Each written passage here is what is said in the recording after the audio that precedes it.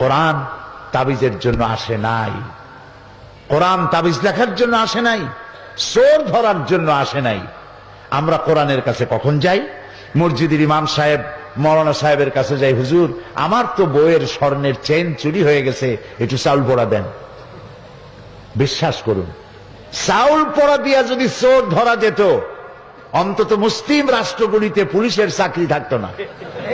সমস্ত মুসলিম দেশের থানাগুলিতে চাকরি হতো মৌলভী সাহেবদের। সেখানে বস্তায় বস্তায় চাউল দিয়ে বলা হতো, আপনারা চাউল পড়বেন আর চোর ধরবেন।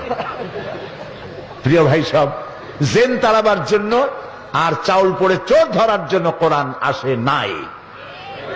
কোরআন এসেছে একটি সুখী, সমৃদ্ধশালী, শোষণ মুক্ত, দুর্নীতি মুক্ত, একটি ভীতিহীন, নিরাপত্তাপূর্ণ, একটি সমৃদ্ধশালী রাষ্ট্র উপহার দেওয়ার জন্য কোরআন এসেছে।